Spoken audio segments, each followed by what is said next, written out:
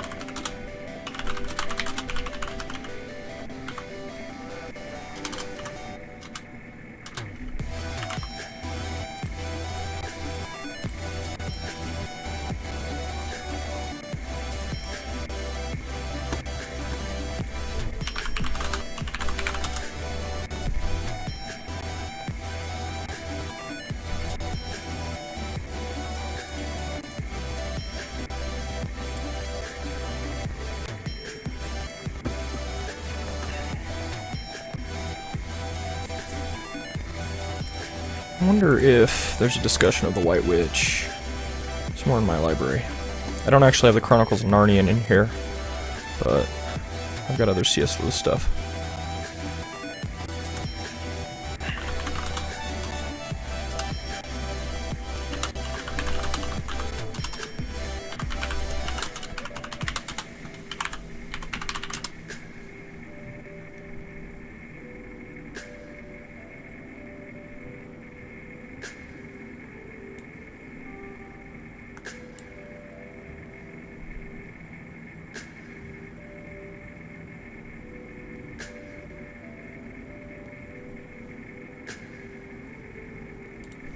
Here it looks like a discussion.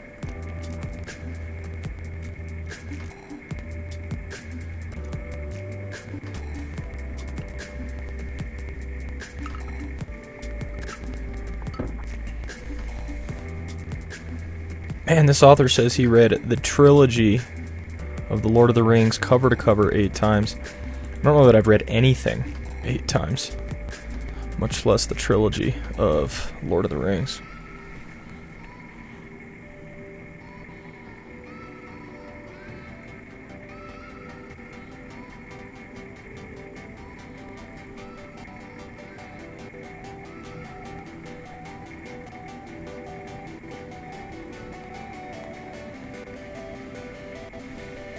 See, this is helpful.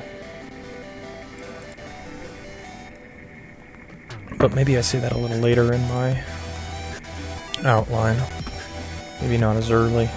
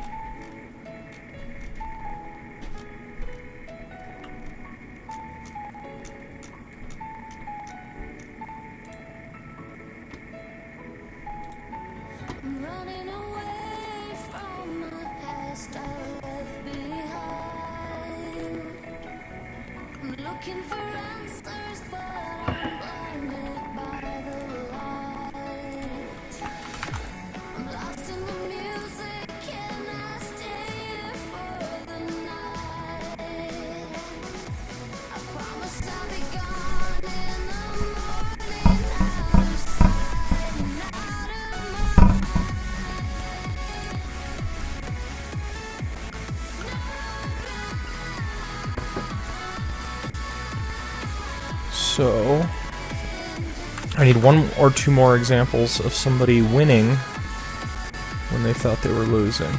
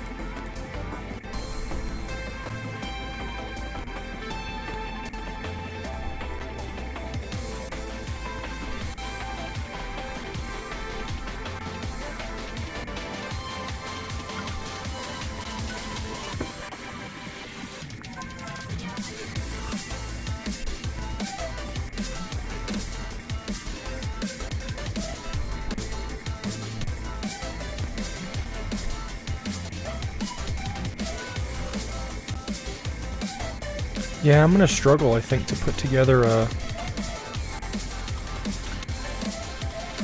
any more ideas on this topic. Rafe on YouTube says, "Yo, hey Rafe, good to see you, brother. Just trying to get a couple more examples of people failing when they thought they succeeded, or people succeeding when they thought they failed."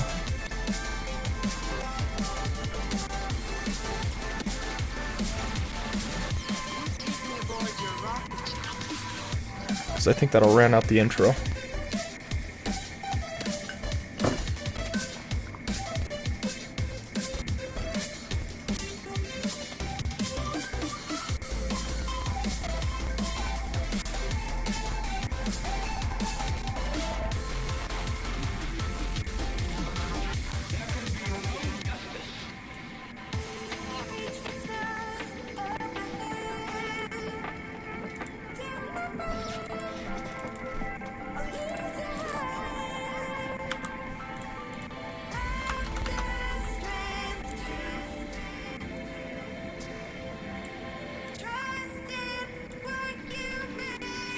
Rafe says, intro and conclusion are the hardest for me. Yeah, I agree.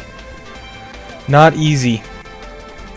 Not easy to finalize those pieces.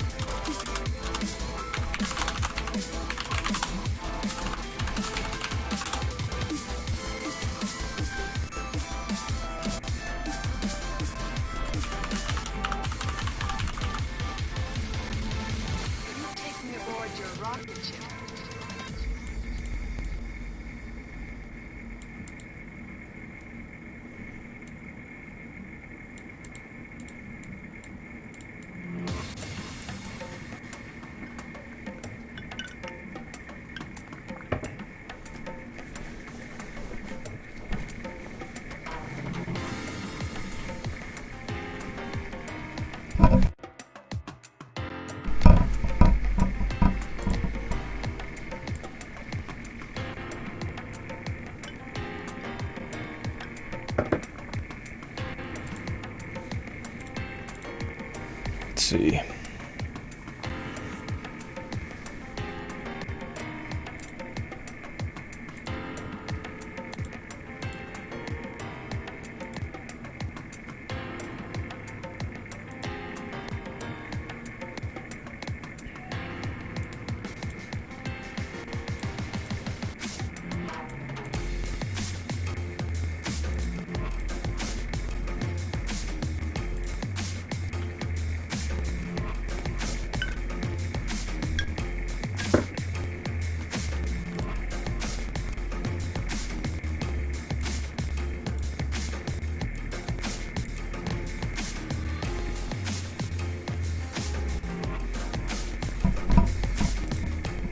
I could do just like a personal example.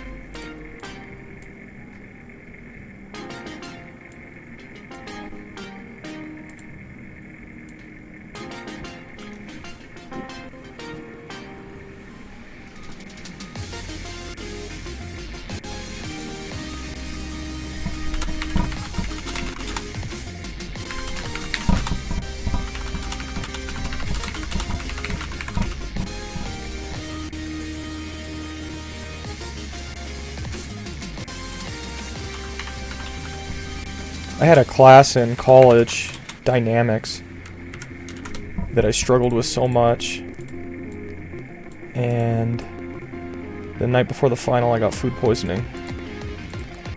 I stumbled to class the next day. My professor had one of my classmates call me because I was late. I went to the wrong building because finals were located in a different building than your regular class. I showed up. There were 5 questions. I think I only answered 3 of them, and I had no clue how to answer the other 2.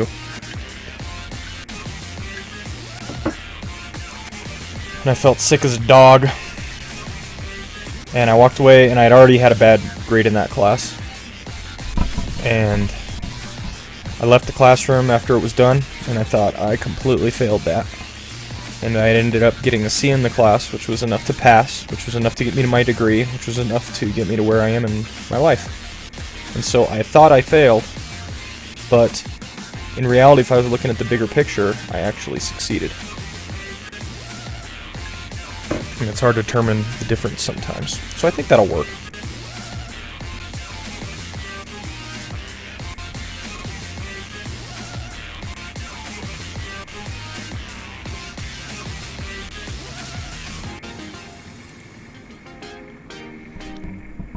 Now, when does the White Witch kill Aslan? Is it in the line The Witch in the Wardrobe?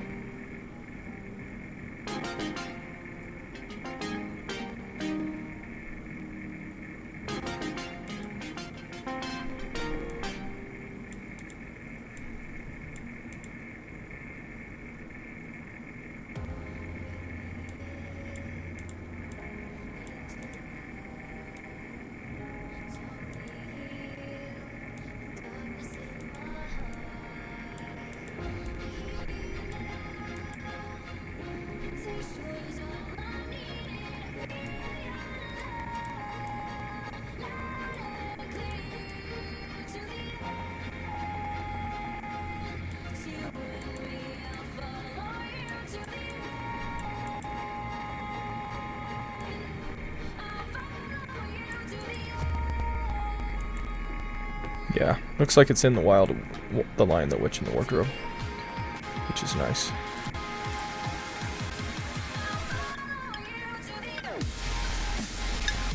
Rafe says, in this sermon, I will highlight 3 particular doctrines that I see explicit in the text: the incarnation, sanctification, and the return of Christ. What's your text, Rafe?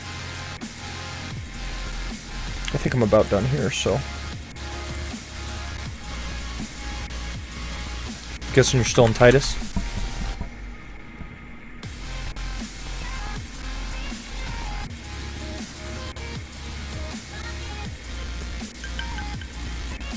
Rafe says, I know that the people will appreciate that. That's why I like these people I teach. They love it.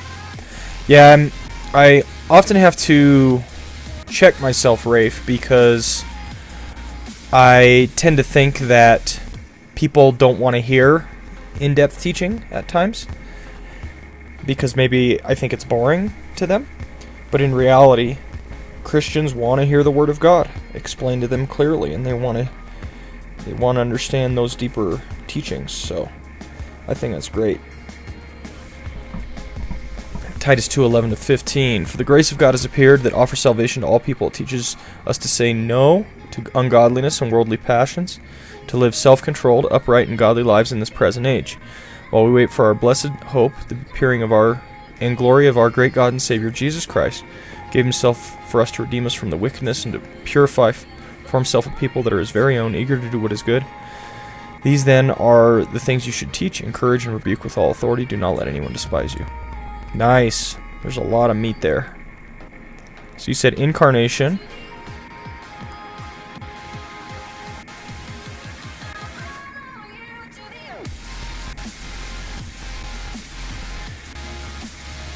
Are you getting that from verse 13? The appearing of our and glory of our great God and Savior, Jesus Christ. That's where I'm guessing you're getting incarnation.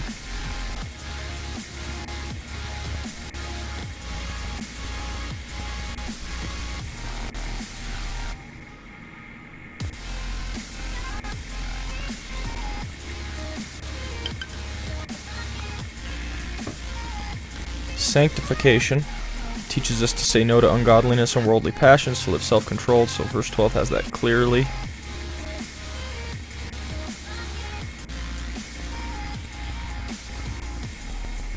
And verse 14, eager to do what is good. Nice. Ooh, and then verse 13 has your return of Christ, while we wait for the blessed hope, the appearing of the glory of our great God and Savior Jesus Christ. Nice.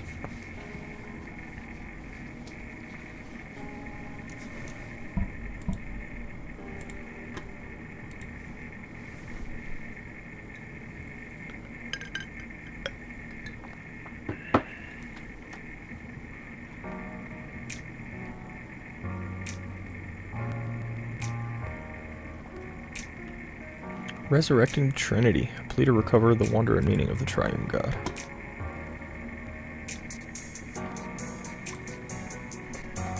James Sawyer.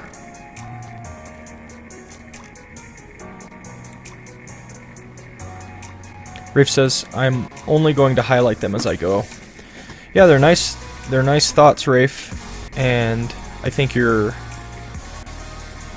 each of them has a lot of depth to them, right? So you'll be able to spend a lot of time discussing them, if that's your desire.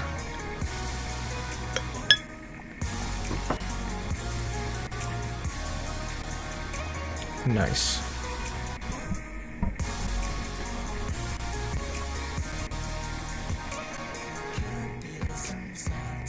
Well, I think this sermon's done.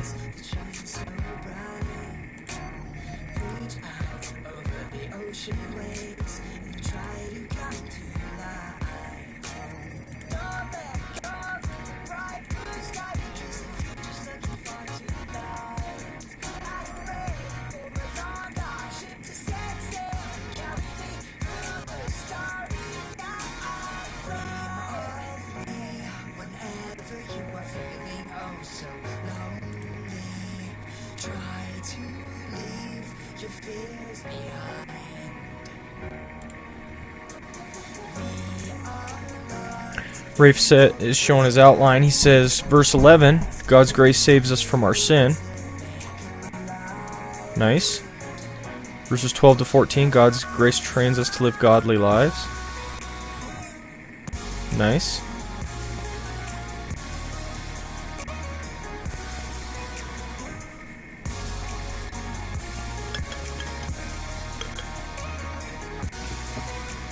And then verse 15, God's grace motivates us to wait faithfully until the coming of the Lord. Nice. And they overlap a little bit, right? 13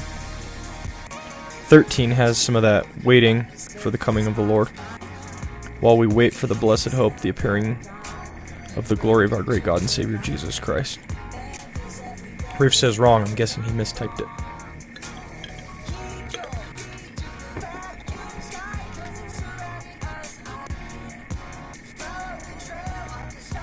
No problem, Rafe. It sounds like it's still a week out, right? So you still have plenty of time to develop it. It's a good ideas.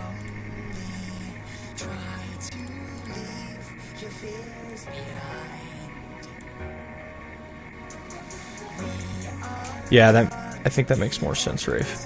Rafe says 12 and 13 is where he's got the idea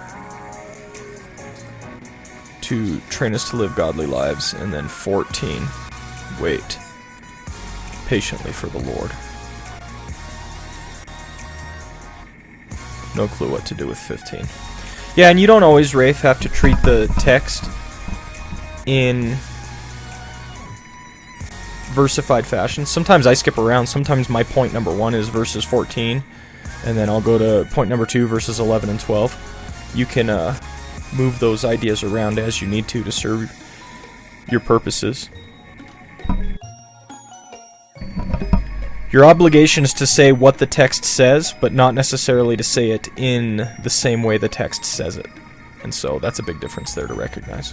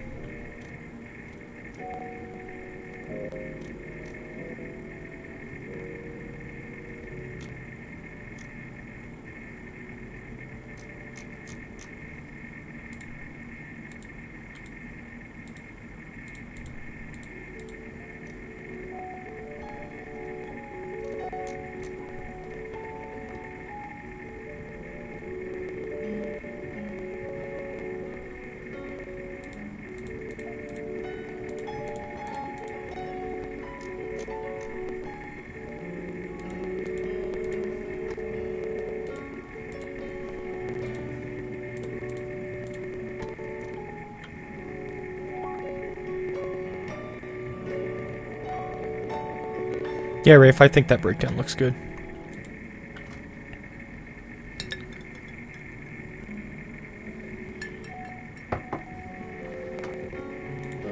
Very nice. Well, I've got time now, so I've been reading a book. I might try to get some reading done in this thing. What's Best Next by Matthew Perman. It's been an excellent book. And he's just talking about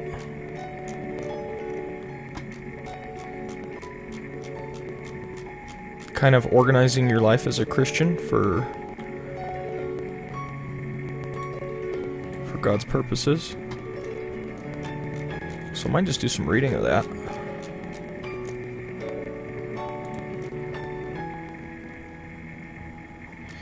Talks about kind of organizing your life after a life goal.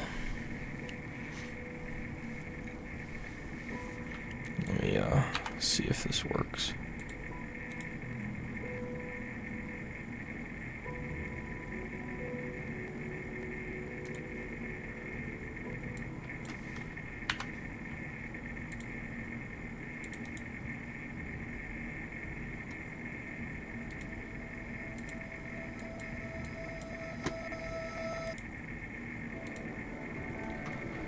Rafe asks, is that book on the Trinity?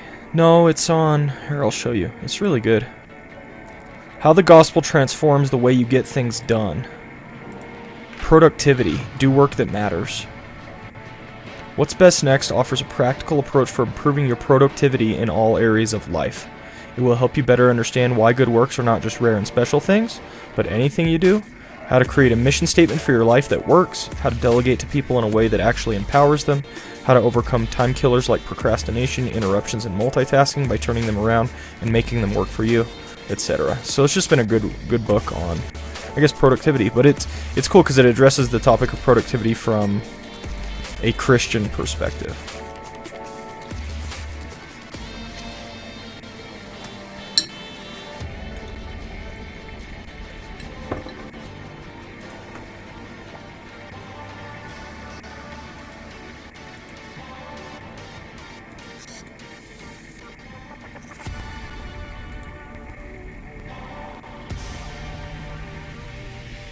So I've got the blue, just the standard blue being used right now.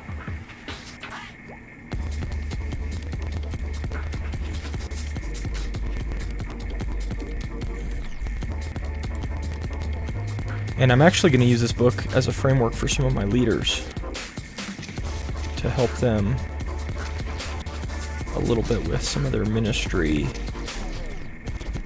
goals. So, I'm still working on all this. Let's go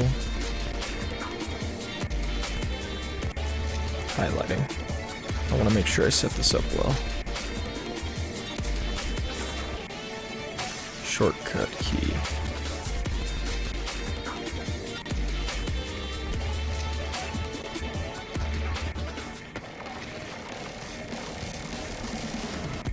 Do I have anything in C?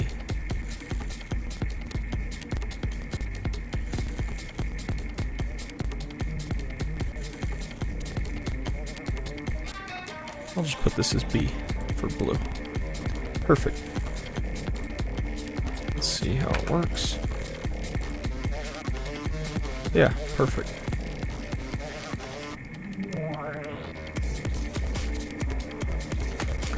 So I'm just going to find where I was at. I think I was in this chapter. Might have finished this chapter. And I'm going to have to go back through at some point and organize this into more data. Is architect where I had stopped? Yeah, you can just see no highlights in this section. So that's where I need to go. Architect. Creating a plan.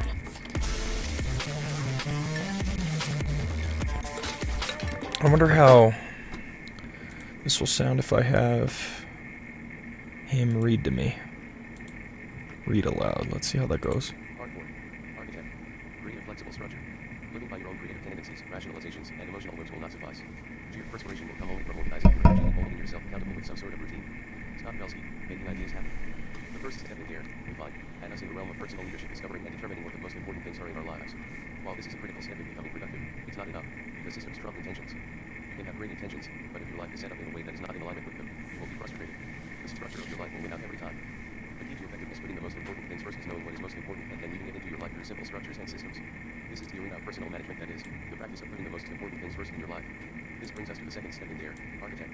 This step is about creating a basic structure for your life by identifying the most important activities from your roles and then slotting them into creating a flexible framework for your week so that it is natural to do them. As we will see, this is something I learned the hard way, as for a long time I suffered from what was probably a misunderstanding of getting... Rafe, are you able to hear that, or is it too soft? Instead of reducing stress, it felt like they were sucking the life out of me. The architecture step is a solution to this problem. The essence of it can be summarized this way: structure your life by living mainly from a flexible routine, not a set of lists. To do this well, you need to know three things. 1. How to set up your week. 2. What routines to slot into your weekend, because it's a special case. 3. How to get creative things done. That's what we will be looking at in this section. Triple 3. Setting up your week. How to move your priorities into your daily life and decrease your dependency on lists, plus extreme measures for excellence. Retain time through a routine, knowing what's around the corner, and knowing how much time you have to do it. Not all of your time is routine, but enough needs to be to create a framework. David Allen A little louder would be good. productivity in his book Getting Things Done. But there is something I overlooked in applying GTD that eventually made my life feel more like mind like tsunami rather than of a mind like watering promises. I think other people have Let's try... While this problem was mostly a mistake in my own application, I Is think that it's also too because much? of something that is underemphasized in GTD itself. It's just about missing component, if you will. The underemphasized component in GTD. When I first started doing GTD, I felt a great sense of relief. The essence of GTD involves capturing all of your open loops and clarifying them into next actions that you keep on various lists. I had never done this before, and it was really good to finally have a complete inventory of all my work. This greater efficiency enabled me to do more, which led to an increase in my workload, which led to the need to get even better at GTD. This should not be a surprise. Riff of says course. that's fine. As David Allen points Nice. out, the better you get, the better you better get. But as my workload continued to increase, I found that having a complete inventory of my work wasn't quite working. I was getting better at GTD, but it wasn't helping. In fact, it was making things worse.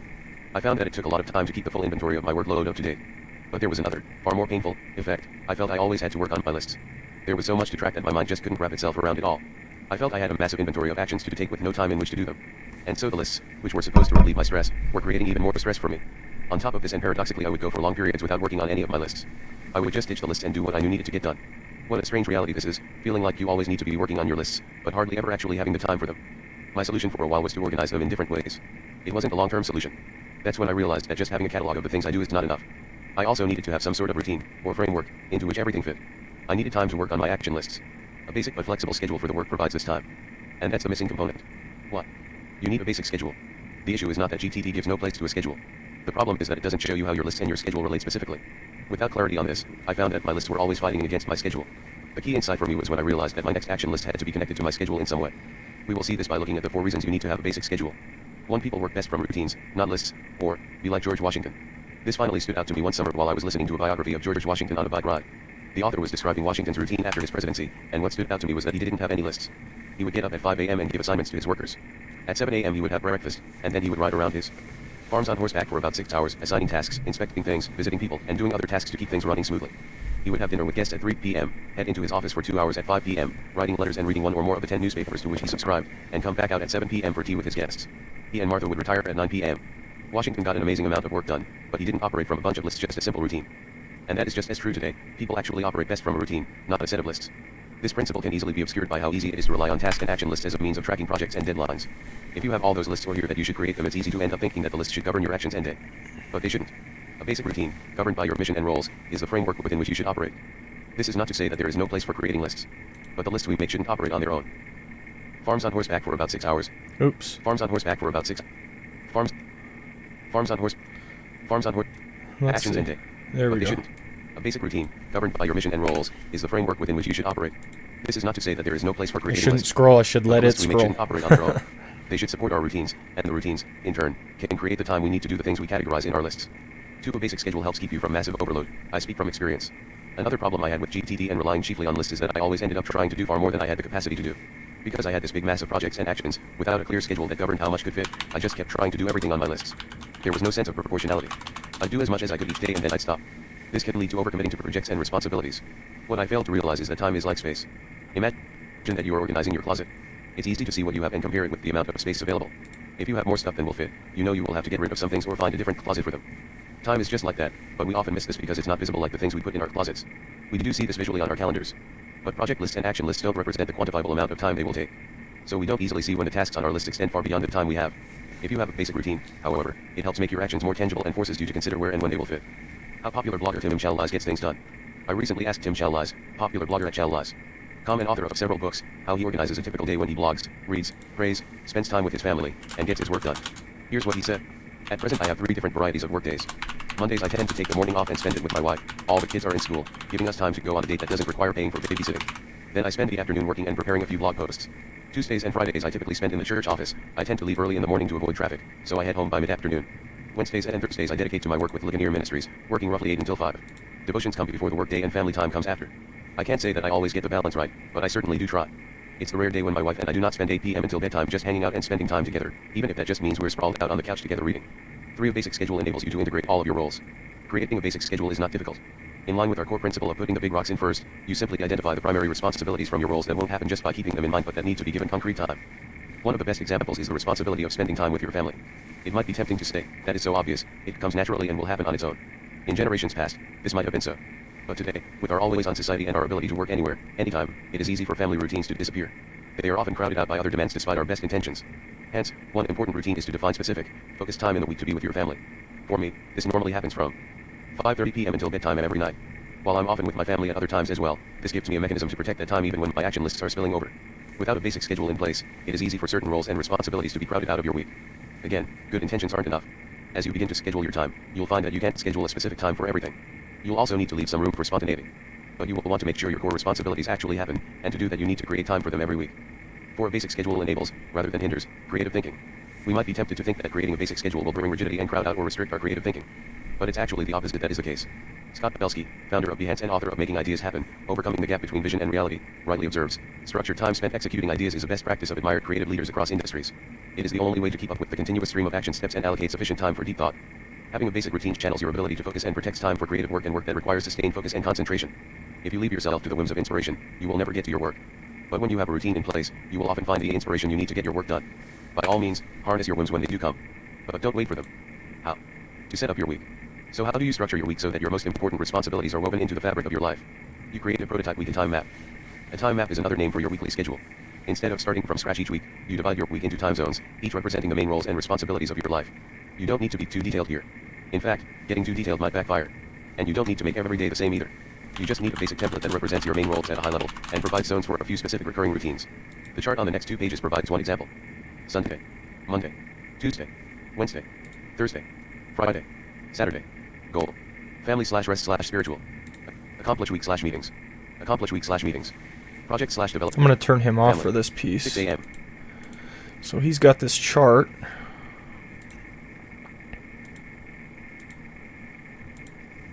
He's got this chart that is how his time is allocated. And they're just in big blocks.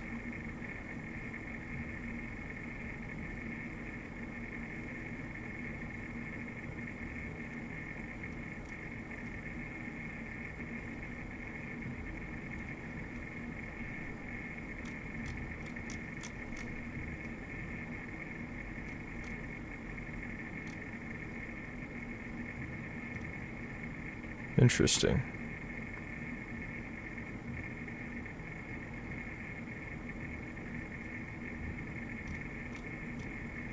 Okay.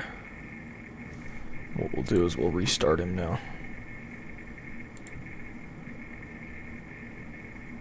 Notice that your zones are based on your roles, though you don't have to specify the role behind each zone. All of your roles should be represented in your typical week. But above all, keep it simple.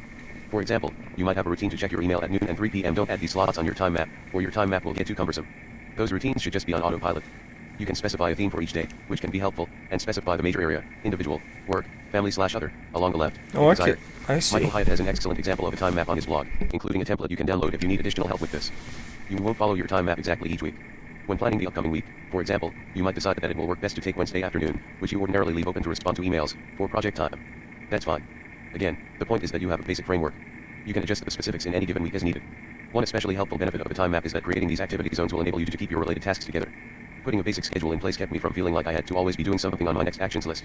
I was able to keep the tasks on my list off my mind because I now had scheduled times when I would actually do them. Julie Morgan's turn captures this dynamic well. Instead of feeling that you have to act on every request the minute it crosses your path, you can glance at your time map, determine when you have time for this unexpected task, and either schedule it or skip it. The secret, which I mentioned earlier, is thinking of your time a bit more like space. When many tasks come up all at once, you don't have to jam them into your week or add them all to your general actions list. Instead, you assign them to your various activity zones. Ideally, every task will have a general slot in your time map.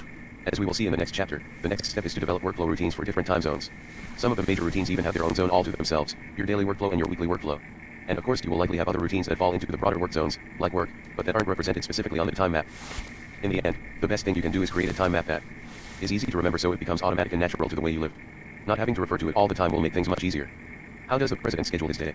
I had the opportunity to interview Bradley Blakeman, professor of public policy and international affairs at Georgetown and a former scheduler for President Bush, on how he ran the president's schedule. Here are some highlights of the interview. Q. What does the president's scheduler do? A. The scheduler is basically in charge of the president's official schedule. Every minute of his day is the responsibility of the scheduler. Q. How did you learn how to do this? A. I had never been a scheduler before. I told him I'd never done this before, and he said, you have 2 weeks to figure this out. When I came to the White House, I studied what other presidents had done. Then I tried to figure out what I could do to manage the president's time in a way that is seamless, knowing that typically the scheduler is one of the first to get fired when you transfer from campaign mode to governing mode. I invented my own system and computerized things. Q. How did something get on the president's schedule? A. I determined that only an assistant to the president, there are 15 of them, could ask for his time. So every moment of the president's time had a sponsor of that time. If someone wanted to get on his schedule, they had to find a sponsor for that time. Q. How did you determine his schedule? A. In addition to the routines and the requests people would make to get on his schedule, we would look at the year. There are certain things presidents must do, meet with certain other presidents, the UN General Assembly, and so forth. So we first plugged in national events, the annual events, and then we would schedule around those fixed events. Q. How far out did you schedule? A. We made sure he always had a full schedule for at least 21 days. The reason being that if I'm the president and know what I'm doing for 21 days, many people don't think beyond a week, it made it easier for him to plan his life. If you go much beyond 21 days other than for the major events, we found that it gets too iffy about what's going to happen. Q. How did you make sure the schedule reflected the major goals of the administration? A. We would have scheduler meetings with the senior staff, typically weekly, and also have major strategy meetings where we would map big goals and when to accomplish those goals. So if the president had to go to Ohio to push a bill, we would block out time in advance. We put onto the schedule what most needed to be on there. Q. How did Bush do with his schedule? A. Very good. He was highly disciplined and focused. This is important because a schedule is only as good as the person whom it is implemented for. If they don't honor it, time goes out the window, and you can't get anything done. Q. How did the scheduling work during especially disruptive and volatile times, such as 9/11? A. As disciplined as we were when 9/11 happened, we had to be flexible enough to throw everything out. We started scheduling hour by hour. It took 3 weeks to get back to normal. However, because we were so disciplined, we got there more quickly than most. We knew that during the aftermath of 9/11 it couldn't be business as usual, but as soon as we were able to regain control of our time, we got back into our routine. Q. Any specific advice for the readers of the book? A. You tame time through a routine, knowing what's around the corner, and knowing how much time you have to do it. Not all of your time is routine, but enough needs to be to create a framework. When I recently interviewed Bradley Blakeman, a former scheduler, for President Bush, I asked him how he went about scheduling the president's day. This is what he had to say. What I tried to do is craft a schedule by which the president didn't have to rely on a piece of paper. It became innate in his head. I said to myself, how can I make the president comfortable so only pockets of time change every day? So the president got a briefing at the same time every day, FBI at 7 a.m., for example. Then recurring meetings happened at the same time same day, such as the Secretary of State every Thursday at 10 a.m. There was also use it or lose it time, meaning that if someone didn't need a recurring meeting that week, they could give it back so it could be used for something else. Lunch was every day at the same time, and so was exercise. Thus, the president knew that only a few hours in the day changed, without even having to look at his schedule. The majority of his time he could therefore keep in his head, without relying on paper. The result is that the president is involved in a routine that he gets used to, and the presidency then becomes more normal. We tried to make an abnormal experience a normal experience. Blakeman's goal was to create a routine for the president, a pattern for fulfilling his responsibilities that became natural to the way he lived. Flexibility and innovation. Your time map is a rough guideline, and you need to be flexible with it throughout the day. I wonder if I can go a little some things should be faster. virtually inviolable, such as the daily work. I'll look as the daily workload. Well, We looks will like discuss 2 this in the times next is chapter. the fastest. But if you are nailing it there, you will likely be highly flexible the rest of your day. There's another reason that flexibility is important, beyond the fact that it just makes your life and day more interesting and engaging. Spontaneity is a necessary element for innovation. Steve Jobs made this point well in an interview in Business Week. Apple is a very disciplined company, and we have great processes. But that's not what it's about. Process makes you more efficient. But innovation comes from people meeting up in the hallways or calling each other at 10:30 at night with a new idea, or because they realized something that shoots holes in how we've been thinking about a problem. It's ad hoc meetings of 6 people called by someone who thinks he has figured out the coolest new thing ever and who wants to know what other people think of his idea. My point in suggesting a basic framework to your week is not to eliminate or reduce spontaneous interaction, but rather to enable more of it. I find these spontaneous conversations and meetings among the most energizing parts of my day, and the point of a basic routine is to keep from letting them be crowded out by the sense that you always need to be plugging away on your projects list. Extreme measures. There is one special challenge here. Creative tasks are often unpredictable and thus cannot always be kept within a routine. For example, you can specify a 4-hour block for writing, and then at the end realize that you have momentum to keep going for another 4 hours, contrary to your schedule, or that the task is twice as large as you anticipated. If you are doing creative tasks week after week, this adds up. That's a problem. Here are 3 measures that are helpful in extreme situations, which most people who are seeking to do good work that matters will find themselves in from time to time. 1. 16-hour days. I prefer to work 16-hour days. 16-hour days solve almost everything. And I find that it doesn't result in wasting much time. Longer blocks of work time allow me to dive deeply into things without worrying that I will neglect important meetings and appointments and emails. If you are inclined to work most effectively in long blocks like this, go for it. But it doesn't work so well, at least for very long, if you have a family. Note that I'm not saying it doesn't work if you want to have a social life. It actually integrates well with a social life. For example, you might be at the office on a Tuesday until 8 p.m., then get together with some people for dinner, and then do more work from 11 p.m. to 2 a.m. But the kids and families have different schedules. I don't want to miss out on my kids' lives or time with my wife, so, for me, 16-hour days are a decent solution for limited, specific periods of time when necessary. But I don't use them as a general rule now. So, for those of you who, like me, can't do the 16-hour days very often, yet still must deal with the significant unpredictability of many creative tasks, I have 2 main suggestions. 2. Be insanely good at what you do. Being really good at something is a huge time saver. If you can't work 16-hour days, you will have to either do less work or shrink down your tasks. Being really good at something allows you to shrink your tasks and get them done quicker. This will allow you to work with quality and quickness at the same time. The one downfall, learning how to be really good at something has a large startup cost. 3. 1 month sabbaticals. The other suggestion is to take a 1-month project sabbatical every year. In this time, work on the large, beyond the boundaries projects that just don't fit into your typical schedule. For example, the former preaching pastor at my church, John Piper, takes the 1-month writing leave each year. In it, he usually completes at least 1, and sometimes 3, books. He wouldn't be able to give the necessary focused attention to writing if he tried to fit it into his ordinary schedule, even if he followed the practice of slotting 4 hours each morning for creative work. This doesn't have to be limited to writers or pastors. Anyone who is involved in creative work should take at least 1 month per year to devote to long-term or extra large projects. Think Bill Gates' annual Think Week extended to a month. The result would be, I believe, higher productivity and more experimentation, while preserving, perhaps, a bit more sanity. The key principle here is this: extreme tasks often require extreme measures.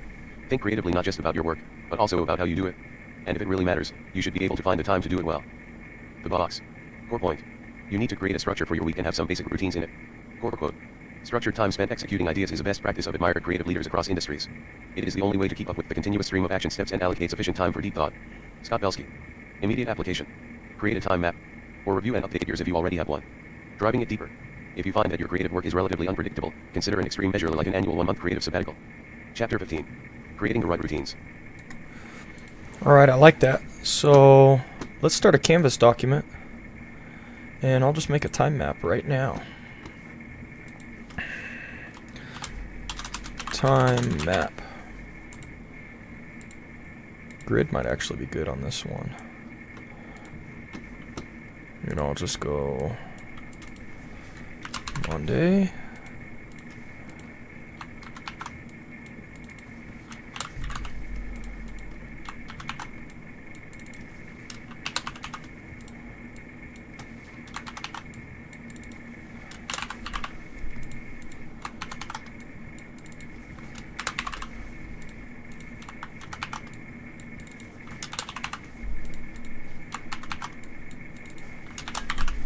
Alright, so I got all my days of the week.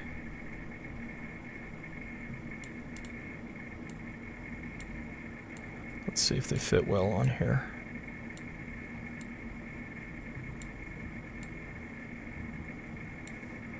And I need them to fit into 2-block sections. There we go.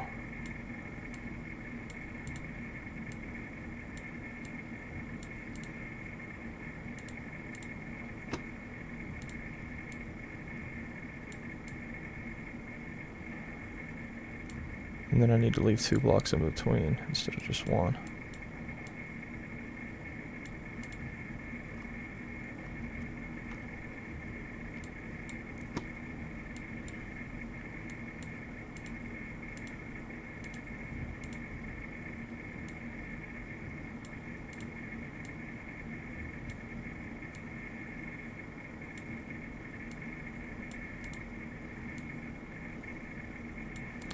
Oh, this is going to work good.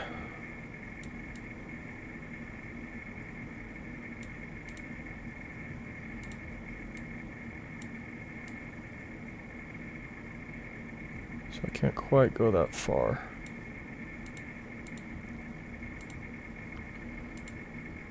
Oh, because I have 3 blocks here.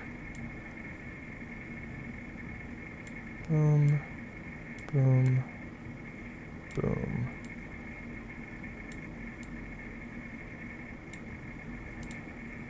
Hey, that's perfect.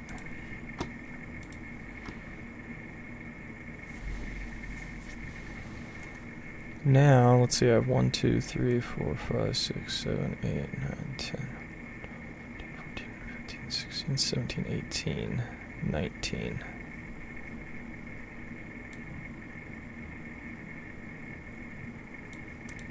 Well, the fact of the matter is I almost always sleep till 4:45. We'll just call it 5 o'clock to be easy. So on the left side we can put our times.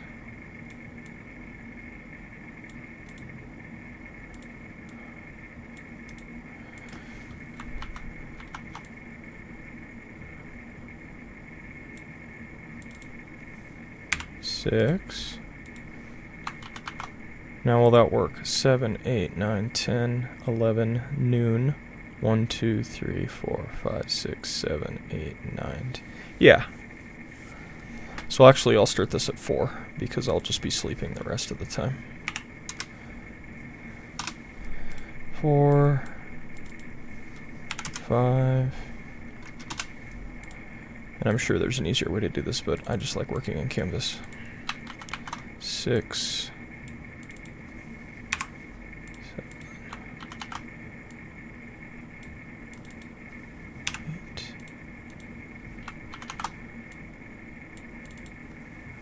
9.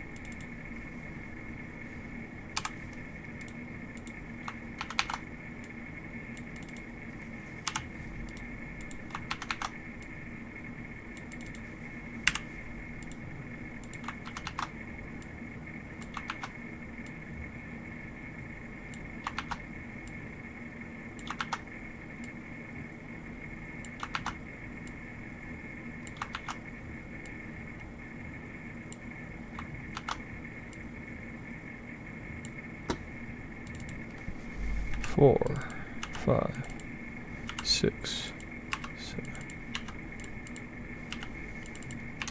Okay. Now,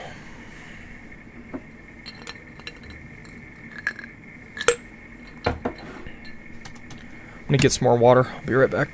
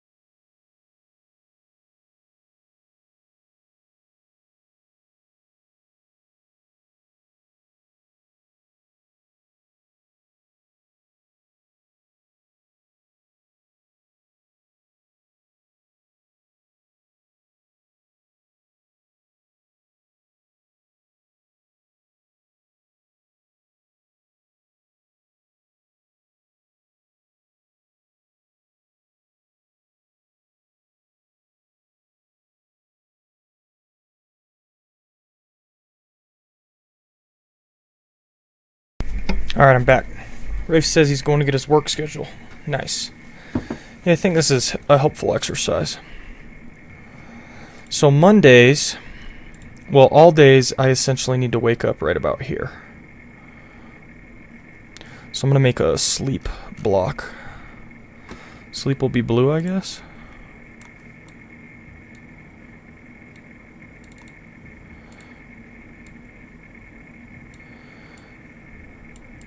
And I function best on a good amount of sleep if I can get it. So, if I have to wake up by 4:45 every morning, which is ideal, that's my ideal wake up time.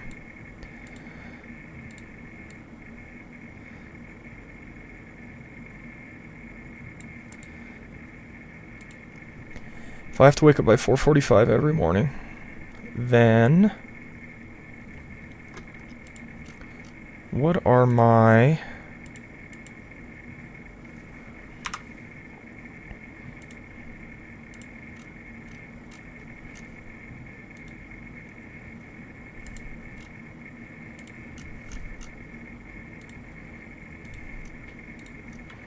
what time do I need to go to bed? Let's say to get 9 hours. So I just need to do some quick math.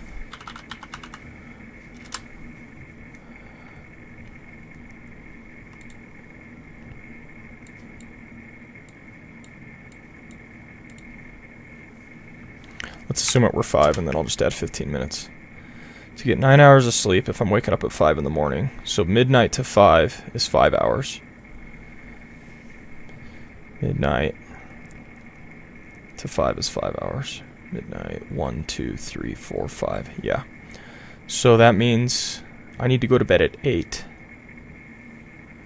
Rafe says, I just bought that book. Be back soon. Nice, Rafe. That's good to hear. Mr. Velbert says, hi. Good to see you, Mr. Velbert. We're reading a book right now called What's Best Next, written by Matthew Perman. And it talks about time management And in this book, the chapter I just read, chapter 14, talks about creating a flexible schedule. So I'll show you the flexible schedule that he shows, Mr. Velbert. Right here, this is his flexible schedule. Right here. And so I am trying to build my own flexible schedule right here. So feel free to chat and interact with me. We're just trying to work through this. And once I got a decent flexible schedule in place, I'm going to move on to the next chapter. Mr. Velbert says, "Sorry, I don't understand your language very well. I communicate through an interpreter." Ah, got you. No worries. I'll try my best to communicate with you in a way that we can understand. But I completely understand if there's a language barrier.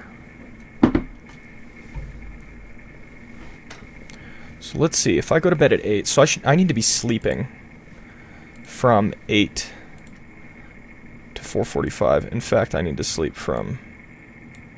That gets me 9 hours right there of sleep. Which might be a little more than I need, but it's a good starting point. Which means I think my goal should every night be to be in bed by 7. Just for reading and decompression time. So, let's get another color. And let's go reading and decompression for this one. Mr. Velbert says, "I understand simple phrases with difficulty. I want to get a little experience in your language." Oh, that's cool. Well, feel free to interact with me, and I will try to... I'll just talk in my language, and you can ask questions, and hopefully that'll be helpful. Very cool. It's neat that you can use Twitch as a platform to try and work on learning a language you don't know very well. I think that's awesome. So yeah, feel free to interact with me, and I'll chat with you. So this needs to be reading and decompression. But it won't be like that every week, because I got Bible study on Thursdays that I teach. So what I'm going to have to do is duplicate this. And I think if one night a week I only get 8 hours, that's fine. So that one goes till there.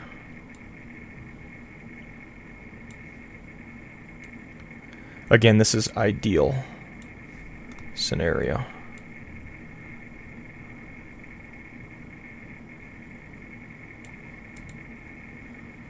So that won't work, because here I'm teaching Bible study and I meet with the gentleman.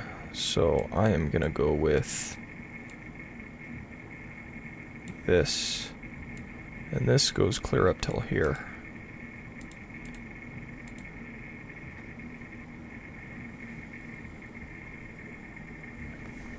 Mr. Velbert says, "I understand that I have to ask a question and you have to answer."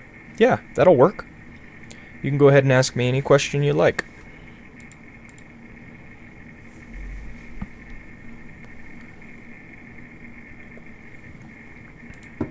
Actually, I'll do red for already booked time.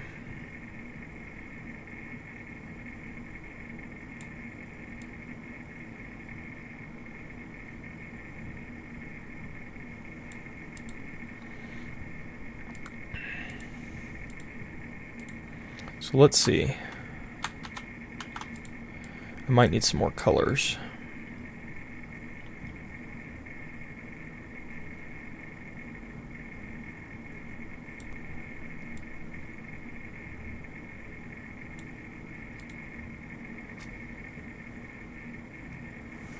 Mr. Velbert asks, "What city or state are you from?" Mr. Velbert, I live in Colorado, the state of Colorado.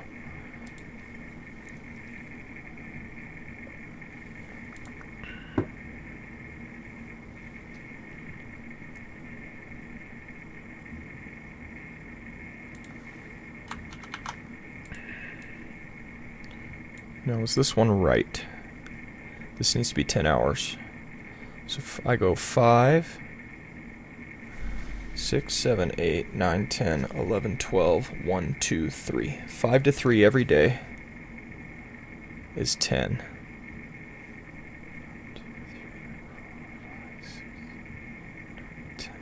This gives me 11, just in case.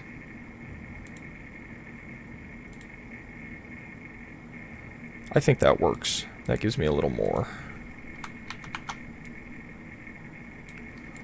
flexibility with people if I have to stay at work a little longer or whatever.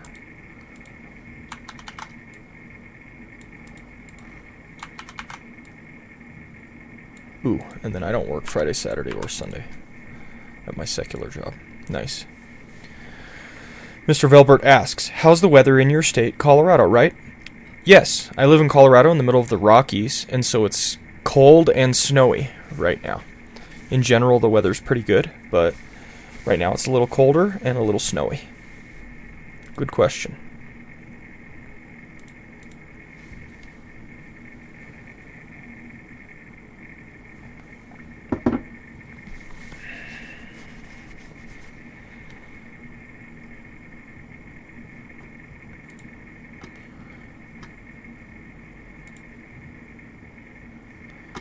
And let's get some text.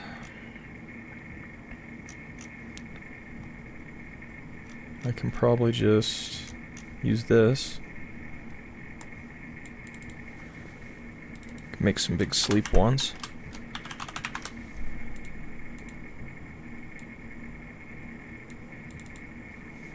Wonder if...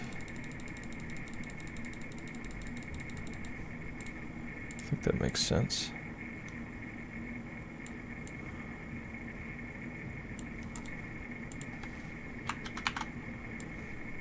That's too large for this, so I'll go back down a bit.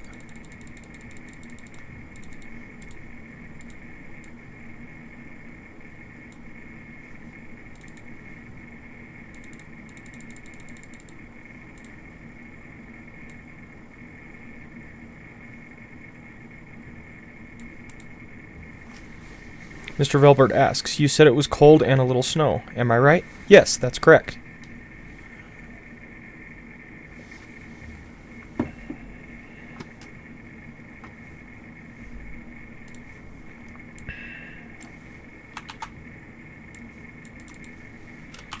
Compress and read.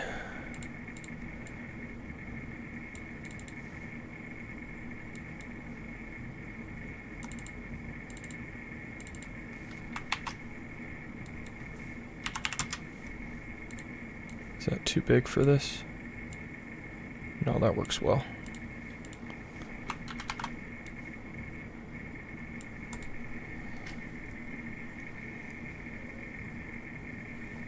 Mr. Velbert asks, what are you doing? Drawing a project?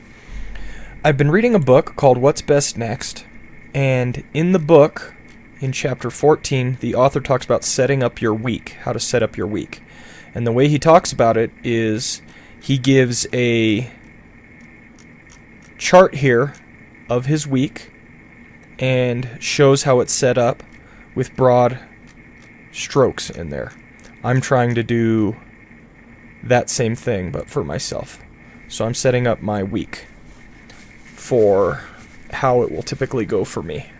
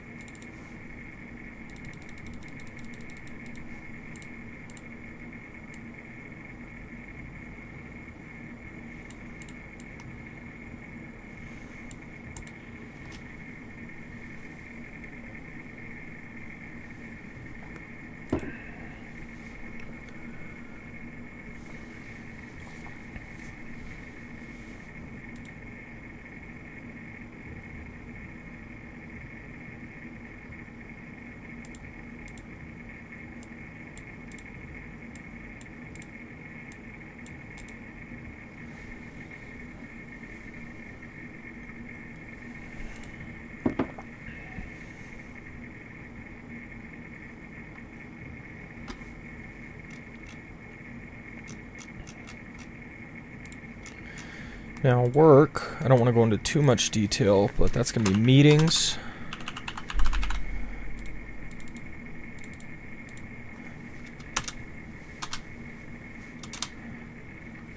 One-on-ones. That's going to be key.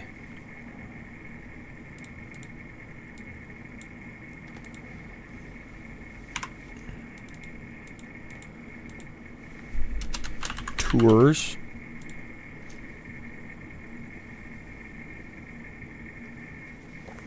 Mr. Velbert says, correct me, do you draw your daily routine from a book, only in an attractive way?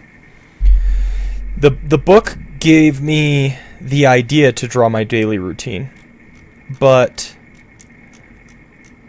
I chose to draw, this is his daily routine. So instead of taking his daily routine, I'm making my own daily routine out of it and also trying to make it attractive, colorful.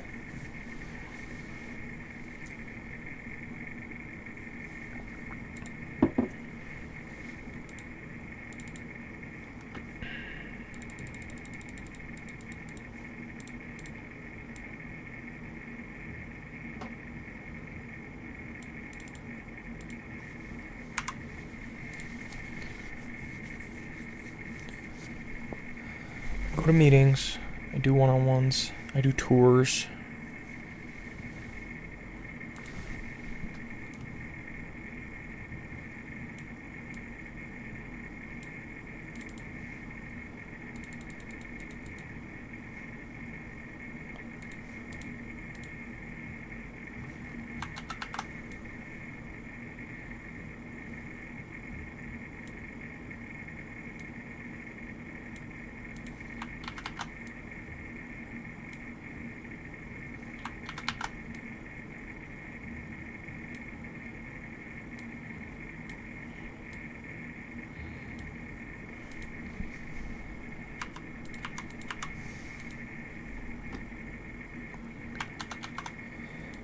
Mr. Velbert says, interesting to listen to. You sound nice. What's your name? My name is Tanner.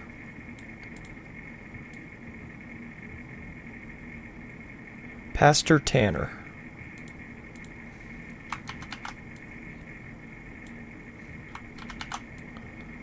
And I'm just going to look at my work schedule real quick to make sure that I'm covering everything.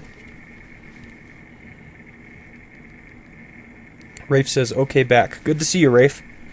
Glad you're here. I think this will be a good practice for me to go through.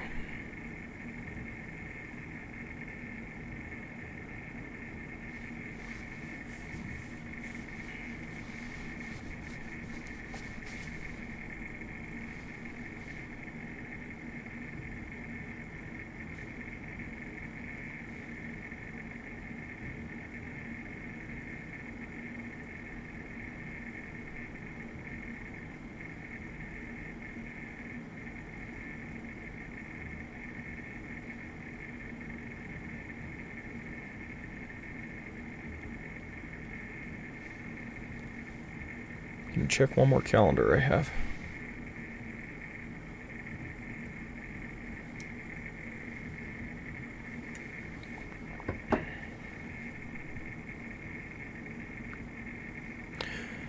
Rafe says, yeah, I need help with productivity. I hope the book can help me. Yeah, productivity is something I really struggle with, brother, and that's why I got the book, and I've found it a huge help thus far, so I hope it can help you as well. Mr. Velbert asks, can you write your name in the chat? Sure.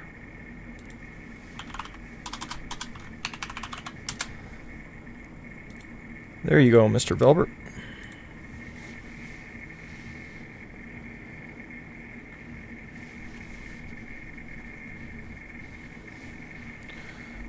So this isn't sufficient. I also need to plan each day. Plan. And I need to mentor each day.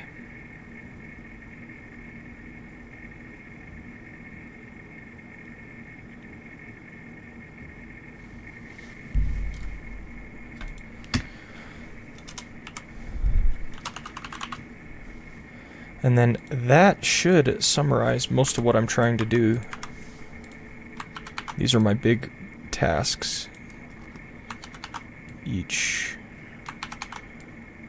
workday. Meetings, one-on-ones, mentor, tours, and plans.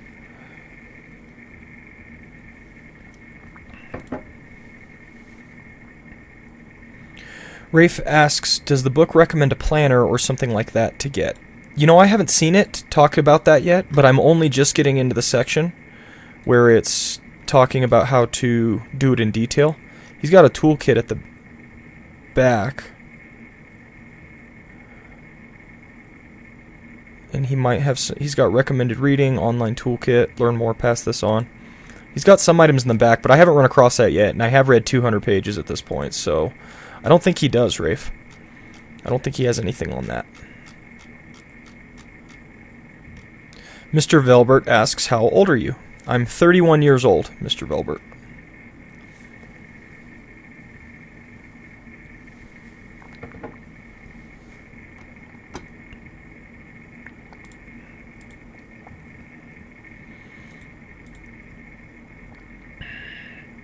Meetings, one-on-ones, mentor, tours, and plan.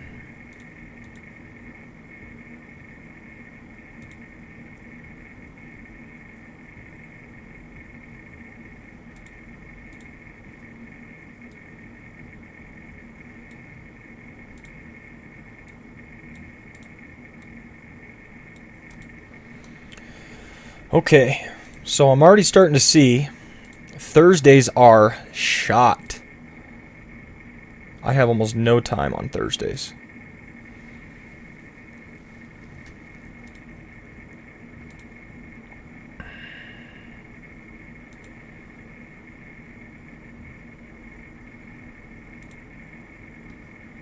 Now Friday is men's group from 6 to 7. So I need to put that one in there as well.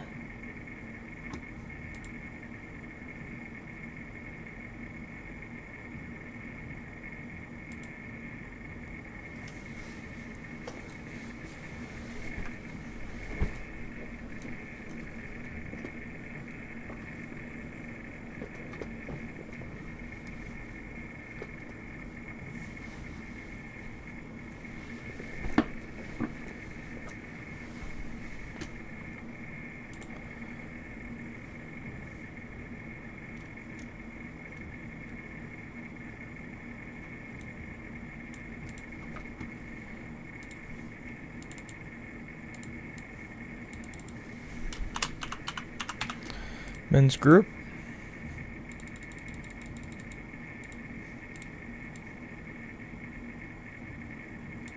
Boom.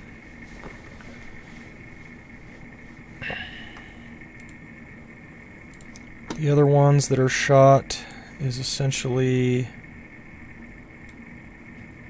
Sunday. We start at 10, but usually I'm there by about 8? No, 9?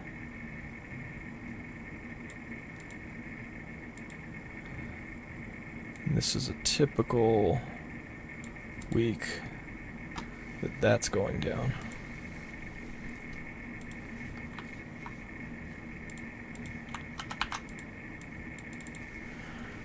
Pray, preach,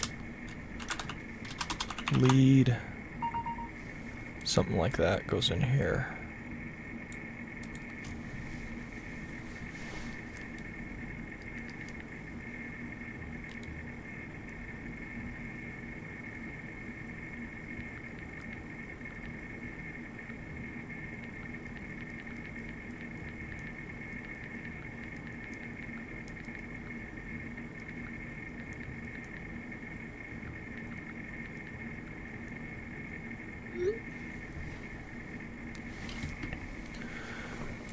Okay.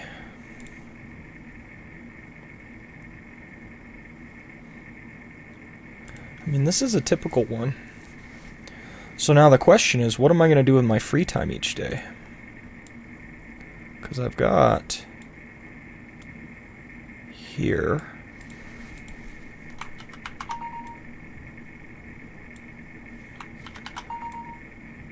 This is essentially free time. Man, Fridays and Saturdays are sweet.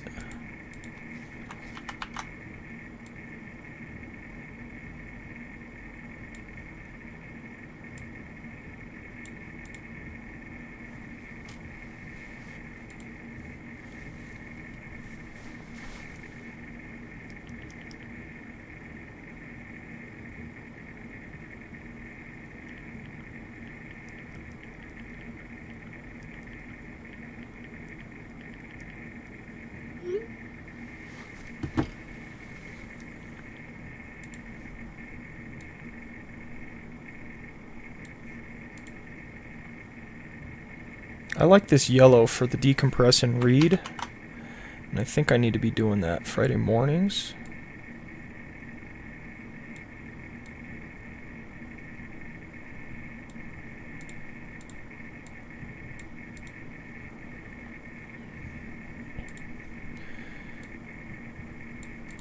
And probably Saturdays and Sundays as well.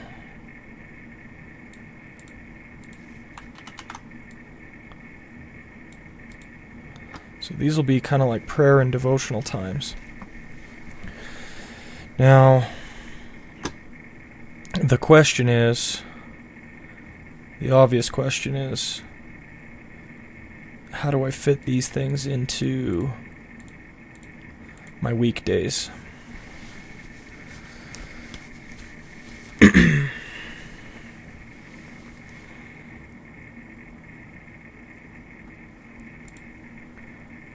I mean, I do have 11 hours here, so I could pull these down a little bit and fit them in pretty well, I think.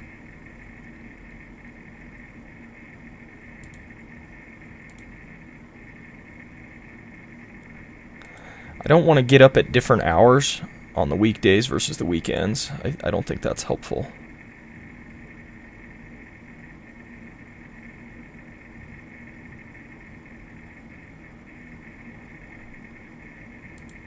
Maybe I do a super small one, 15-minute.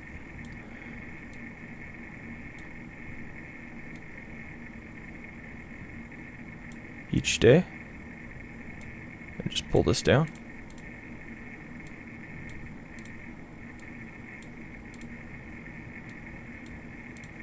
That might work.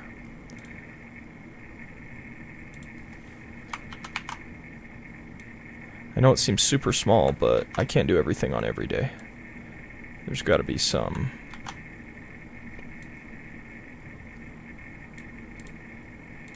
sense of balance somewhere. So I can do a short 15-minute devotional each day before I go to work.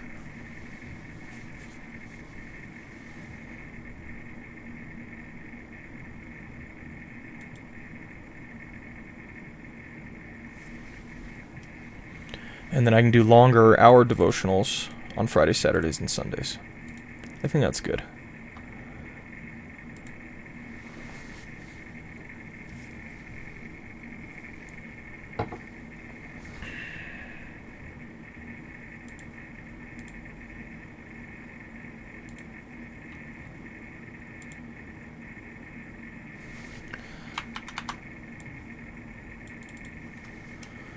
Prayer. Oh, this needs to radically go down in size.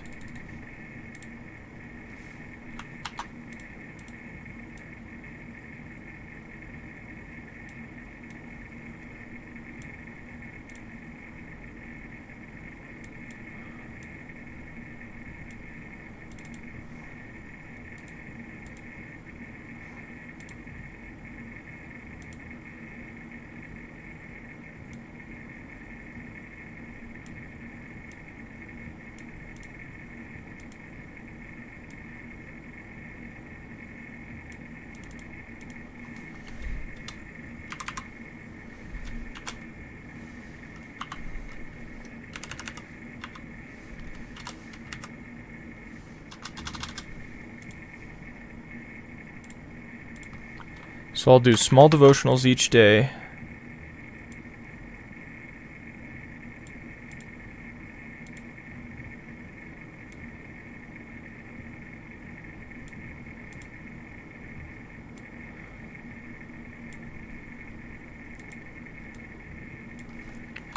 on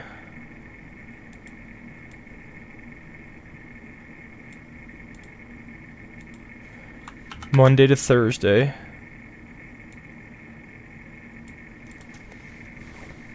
I think that works.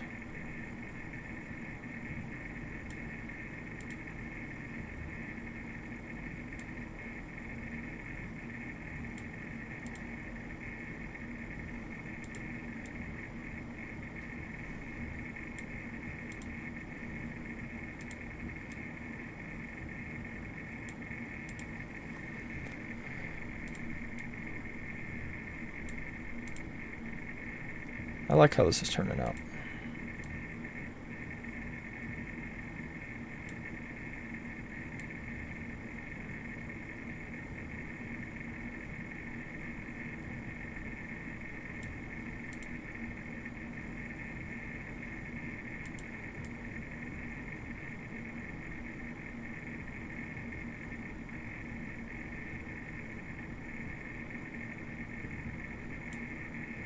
Okay.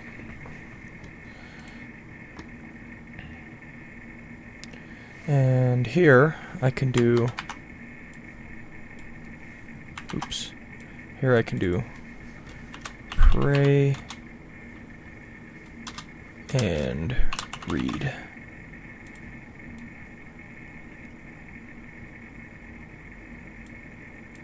No, I need it smaller size.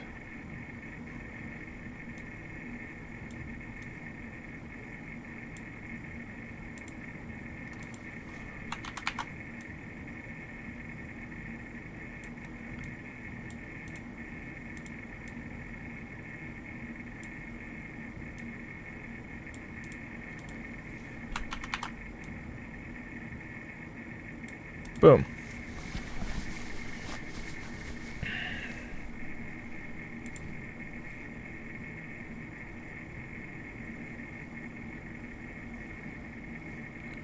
So these are good. This is a good layout. Now the question is green time.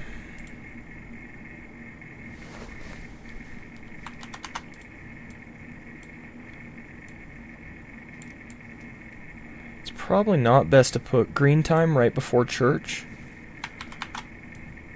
I'm not sure yet.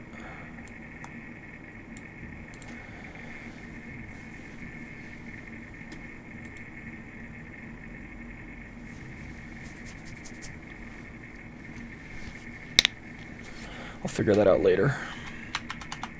Almost no green time on Thursdays.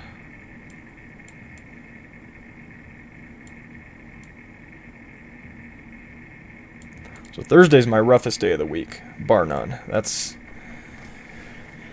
not even close.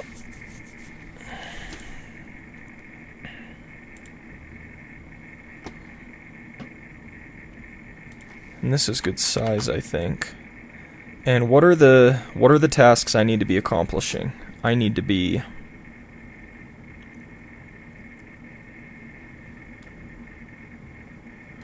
sermon prep, so I'll just call it prep. Then that'll be Bible study and sermon prep. I also need to be reading, just generally. I need to stream during this time. And not every day necessarily, and I need to work out. Prep, read, stream, workout. I think that works. That's what each of these these are essentially the tasks that I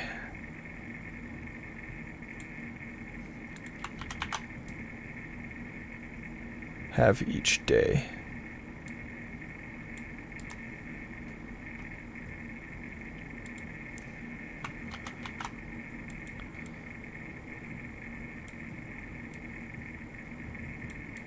I don't even have... We need to be more pointed with what we do on Thursdays. Maybe it's just read. There's no way I can get a workout in on Thursdays. Not even worth a shot.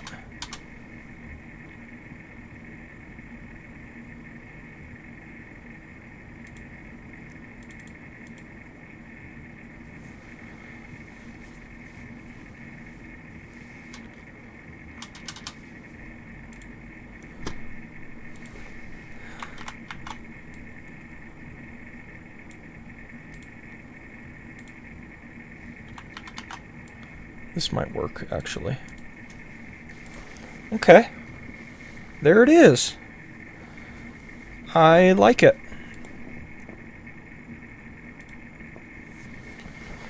Now, here's the key that I skipped, Rafe, is he helps you in earlier chapters, to identify the specific things that need to fill your time. And you need to organize specific things that are around a specific ends that you have for your life, right? And so because, for example, one of the ends for my life is, preaching, that's why so much of my time is prep, and that's why I have this time here to pray, preach, and lead. So he has you do that each day. Well, he has you do that in the earlier chapters, is outline the specific things that you think are important or essential. So good. And so where am I right now? We're Saturday at 1:40. And so boom. I'm still in this block right here. Oh, the other one is meet. I can meet with people at these times.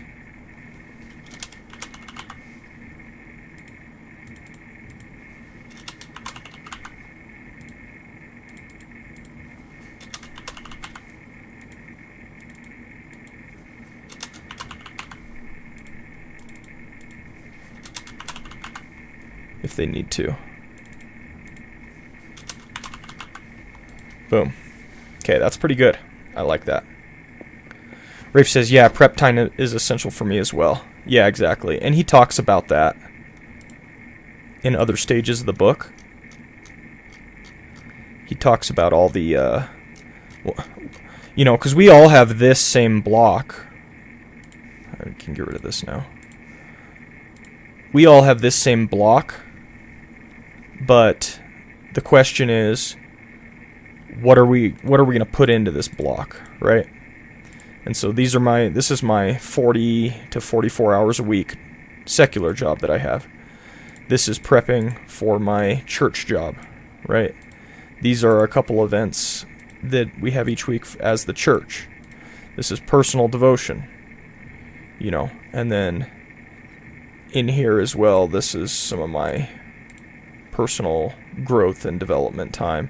And this is also my decompression time. So streaming also, I have no problem if my big needs are met. If during the stream portion, that might be playing a game like I did last night. But I need to fill the front of my week with the most important things: prepping, reading, meeting. I need to fill working out. I don't work out every day, but each day, if I'm going to choose to work out that day, these are the small slots of time I'll have each of those days to work out, right? So these are just the things I need to consider.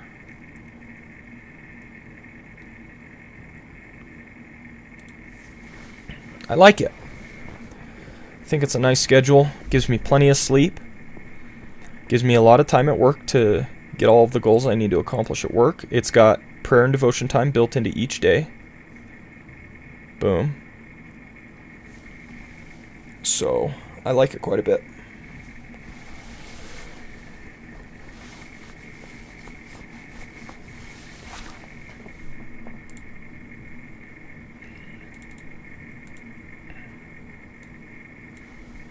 This one, I'm going to put a small one just because it doesn't have a title here. I don't have time to stream on Thursdays, no way. And very little time to meet with people. But should I be doing prep right before Bible study? Probably not. Maybe I'll get rid of the workout. Yeah, it's just not a good day for that. So that might go.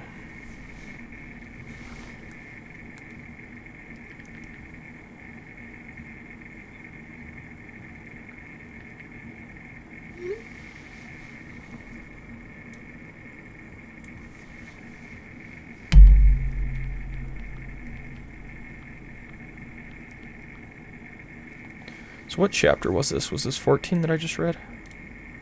Yeah, chapter 14. Then I'm going to take a picture of this time map.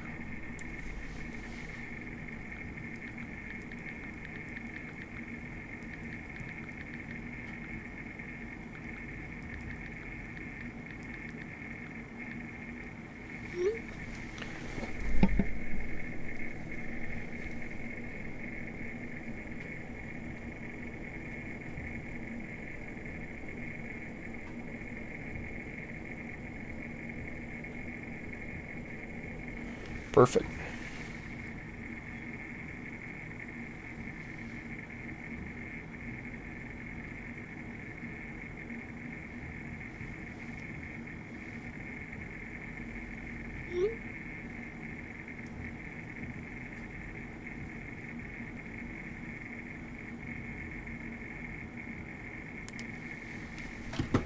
All right.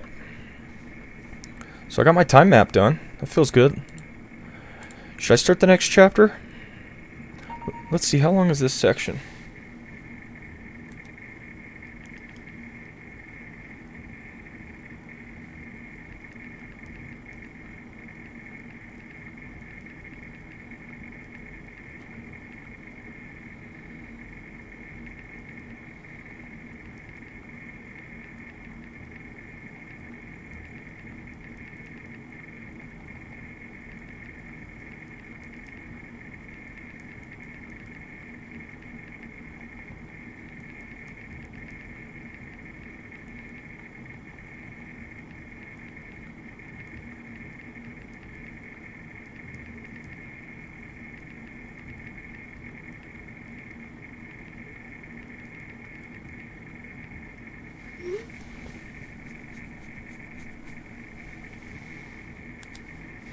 Rafe says, now that I will start reading the book, I'm going to order what is called a lion planner. Let me check that out. I've not heard of that.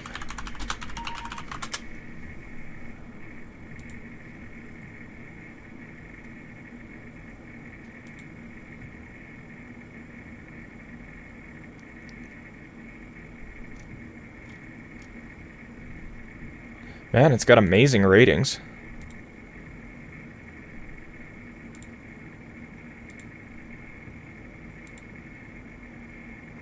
Oh, that's pretty cool. I really like the idea behind that one, Rafe. That's a really neat looking one there.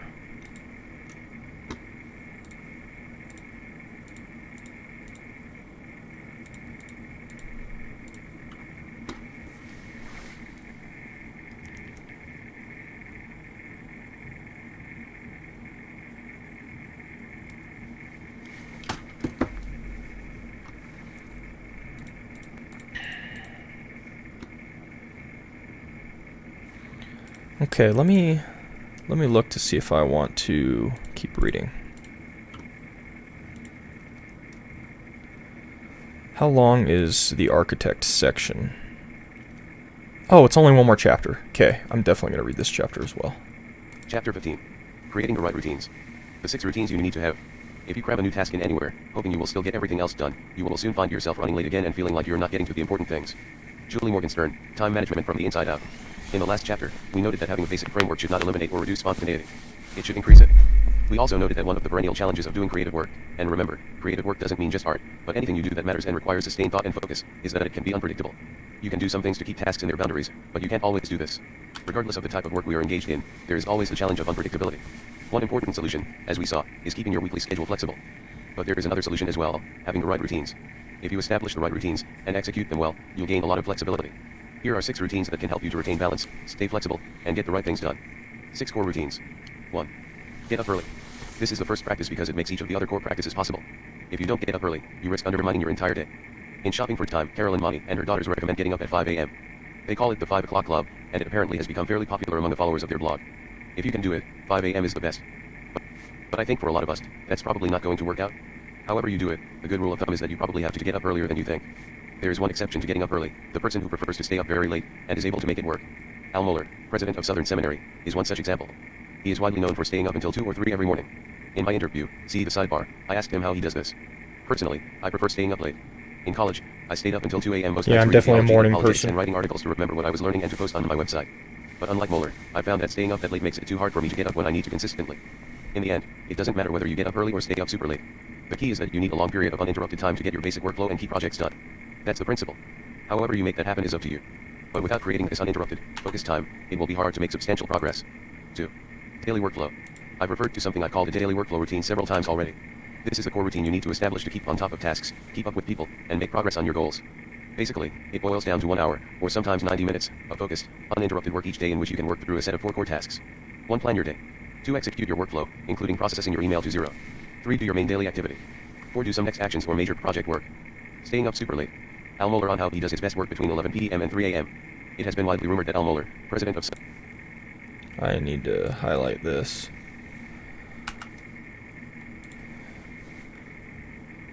Focus on uninterrupted work. Plan, execute, do, next. Plan, execute, do, and next. 4. Do some next actions or major project work. Staying up super late. Al Mohler on how he does his best work between 11 p.m. and 3 a.m. It has been widely rumored that Al Mohler, president of Southern Theological Seminary, stays up super late each night doing his core, independent work. Here's what he said when I asked him about that. Q. Do you really do your best work between 11 p.m. and 3 a.m.? A. Yes, absolutely. That's when I'm most mentally alert and when my mental faculties are most available to me. And it is my greatest opportunity for quiet, distract work. Leadership requires that. Yeah, that's not me. Standard. I would not mandate any particular time. Everyone must find his or her own time. My best Speaking time's to taskers, early in the you have to morning. find a time in which you can actually get the work done. I am hugely influenced in these things by Peter Drucker and his reminder that the effective executive maximizes his opportunities and knows himself. So we need to know whether we are more mentally active in morning or evening, and we need to maximize that. Or getting up super early. Mike Allen on how he starts his day at 2 a.m.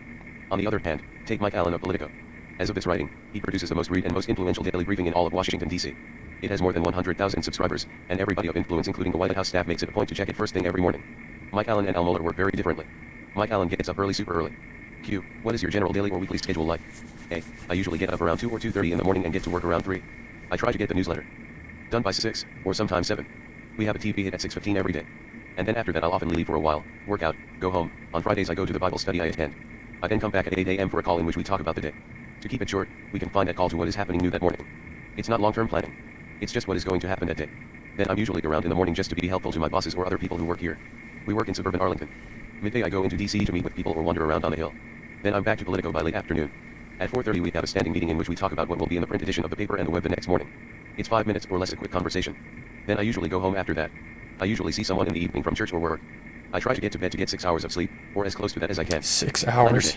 The first thing Dang, to do I is could plan not your do day. that. We will talk about this in more detail in the chapter on executing your day, but at root you need to identify the most important things for the day, list them, and sequence them. Execute your workflow. Executing your workflow consists of processing all your sources of input to 0, your physical inbox, email inbox, voicemail, voice notes, if you use them, and physical notes.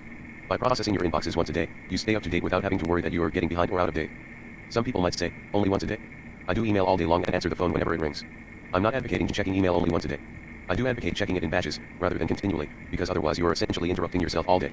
But I do recommend processing it to 0 at least once a day. Keeping up with your RSS reader, if you use one, and the websites you visit also fits well into your daily workflow. Do your main daily activity.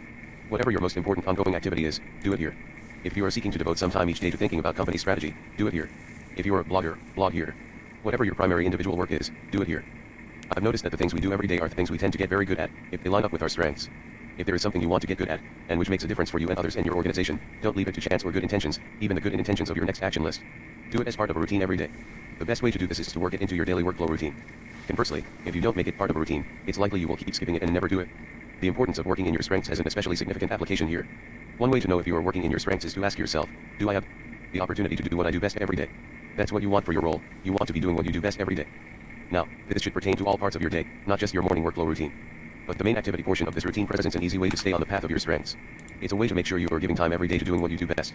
Don't just leave working in your strengths at the level of theory. You need to intentionally build time into your daily routine to do the activities that you do best and that energize you. The daily workflow routine provides an opportunity to do this. 2. Some next actions or work on an important project. After you've been able to work on your main activity, look at your next actions list and knock some off. You might also want to put some time in on any major projects you have going on. Obviously you will do some more next actions, probably, and project work through the rest of the day as well. But this gives you a chance, especially if you won't have time to do any next actions that day, to make sure you can knock off anything that feels especially pressing. And it helps give you the confidence that when you add things to your next action list, they aren't dropping into a black hole. After your workflow routine. After your workflow routine, go on with your day, which means do whatever you have on your calendar or have planned for the rest of the day, whether that's specific project work or meetings or just being generally available for people. Depending on your work and your schedule, this may include blocks of time dedicated to meetings or interacting with people. I found that no matter what direction my day takes, as long as I reconfigure, touch base, and get up to date every morning, I have the flexibility to go with the flow. A daily workflow routine like this is the only way that I know of to keep current, and it is highly efficient if you do it in one uninterrupted block. And that's exactly why it's so important to get up early. If you try to start this at 9 o'clock in the morning, it will inevitably be derailed by the ordinary course of the day. If you let yourself be interrupted, these tasks can end up taking all day.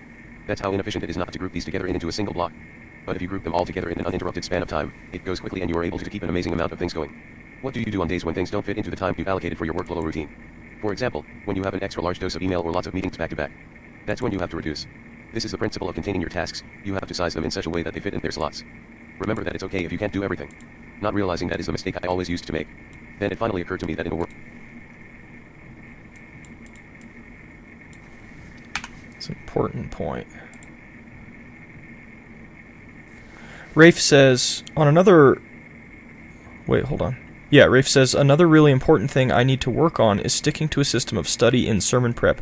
I should be charged a fine for how badly I have been about this. Yeah, I typically... It's hard because sermon prep is also a creative, inspirational process, and so I think it's also wrong-headed to just set out a fixed routine about it and say, I have to do it this way every single time. Because sometimes you're going to be led in some directions and sometimes you're going to be led in other directions. But I hear what you're saying. There are certain things you have to do in sermon prep that you have to do every single time, and that's essential. Have an extra large dose of email or lots of meetings back to back. That's when you have to reduce. This is the principle of containing your tasks. You have to size them in such a way that they fit in their slots. Remember that it's okay if you can't do everything. Not realizing that is the mistake I always used to make. Then it finally occurred to me that in a world of so much opportunity, of course there will be more coming at us than we have time for. And that's a good thing. 3 weekly workflow. The weekly workflow routine is a variation on the daily workflow routine.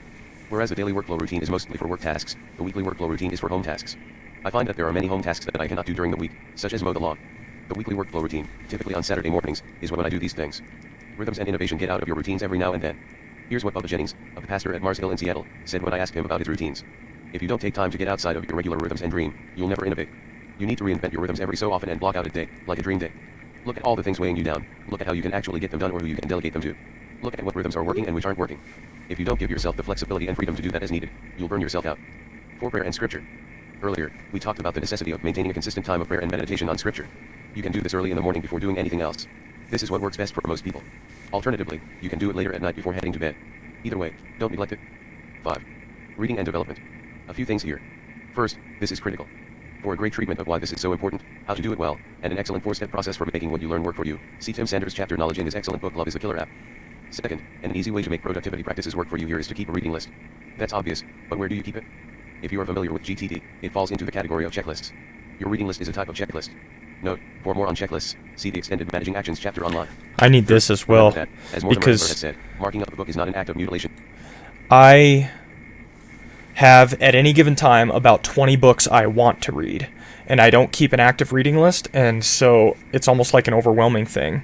And each week it seems like I add to my list more and more books I want to read, but I'm not structured about it, and so they never get on my list. Step process for making what you learn work for you. See Tim Sanders' chapter Knowledge in his excellent book Love is the Killer app. Second, an easy way to make productivity practices work for you here is to keep a reading list. That's obvious, but where do you keep it? Oh, here we go. Third, remember that, as Mortimer Adler has said, marking up a book is not an act of mutilation but of love. Fourth, you can do more than just read for your learning and growth. The teaching company, for example, has many excellent courses on a full range of subjects. Most of these courses work great on audio and thus for your commute if you have one, but some of them work best on DVD, and you can get through those by integrating them into your reading time. Nice. Al Mohler on reading. Al Mohler is legendary for how much he is able to read.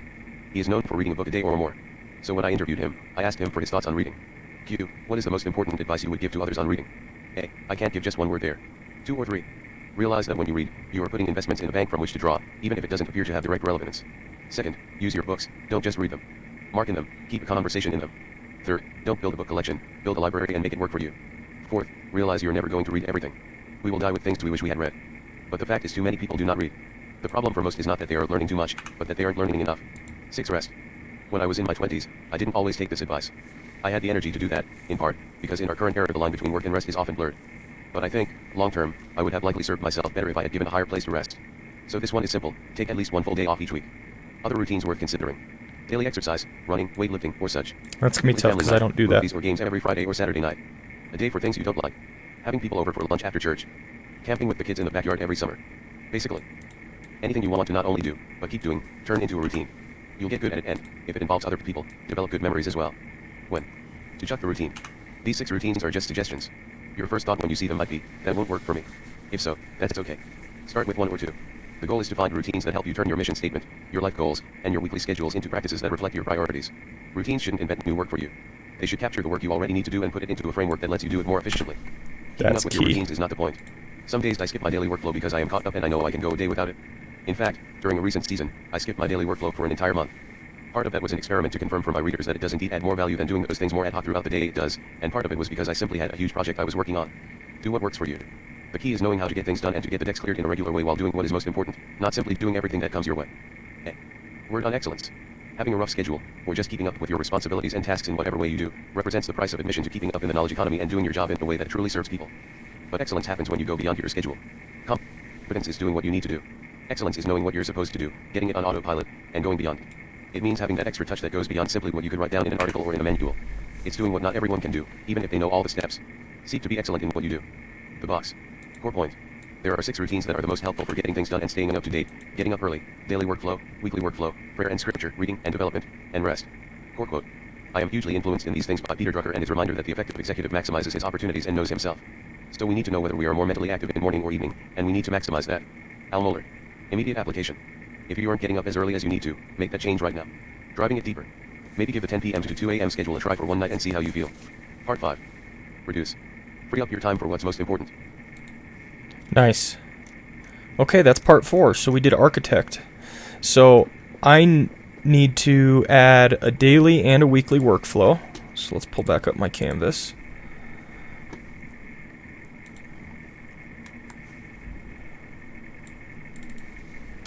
Daily workflow.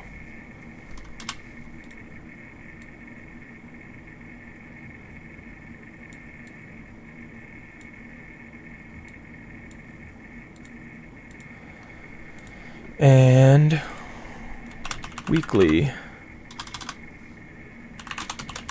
workflow.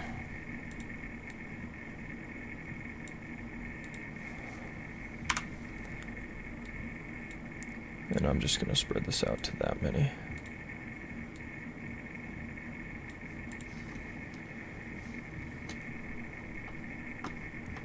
So, I know he had daily workflow listed. And it had those 4 actions. Here we go. Plan, execute. I'm just going to take all these. Plan your day, execute your workflow, do your main daily activity, do some next actions or major project work.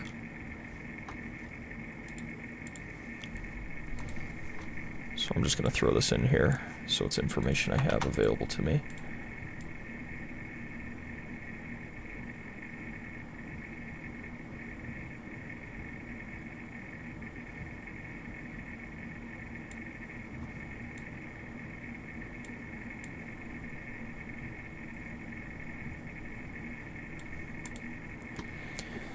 And I can probably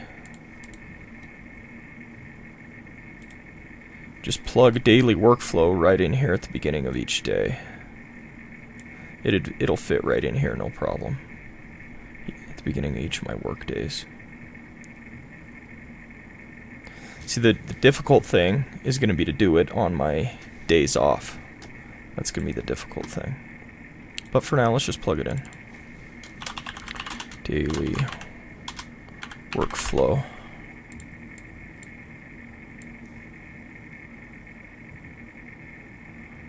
And I have a meeting right at the beginning of the day, so it's going to have to go right into this block, I think. See, the problem is I need to go out. I need to do a tour during this time as well. So I've got my morning meeting. I've got my commute, my morning meeting. After my morning meeting should be a tour.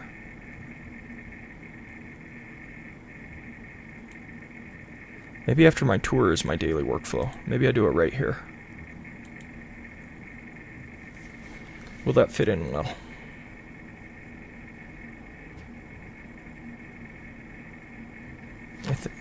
Let's try. I'm going to try to plug it in here each day and see how it fits.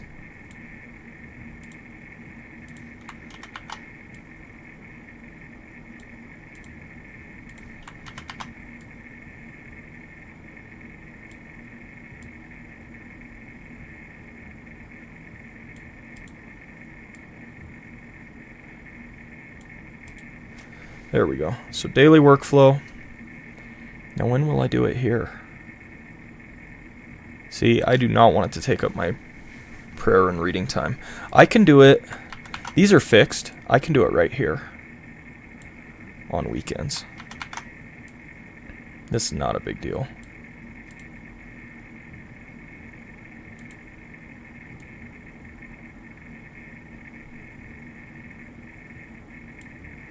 And I can do it right here. And then I think weekly workflow can happen at the end of the day on Sunday because I'll be prepping for the next week. So let's throw weekly down here.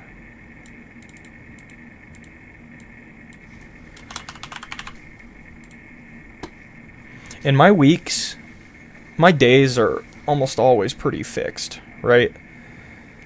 So I don't think it's going to hurt me at all to spend a little less time on this than he does.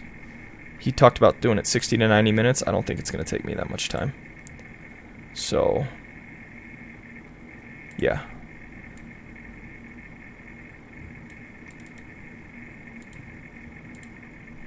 I do like the idea of destroying all your emails down to 0, though.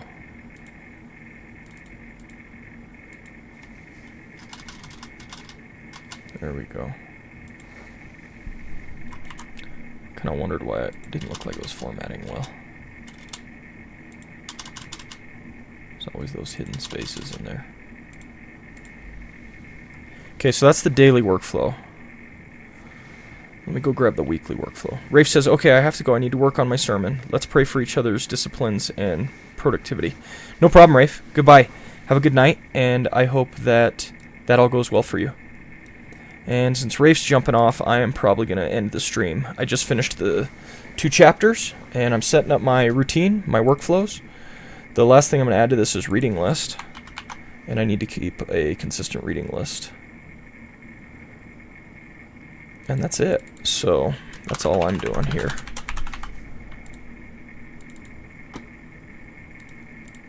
So anyway, have a good one, guys. Have a good one, Rafe. And I'm excited that we're on this journey together. Hope you take care and that things go well for you. I'm just going to wrap up my little weekly workflow here using the information from the chapter, and then I'm going to call it as well.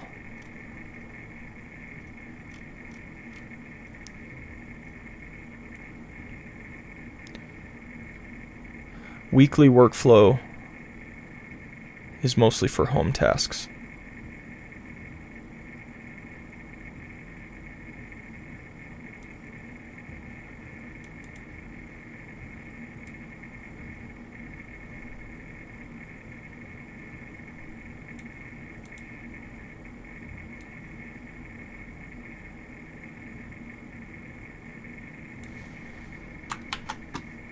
And I'm going to put that in here.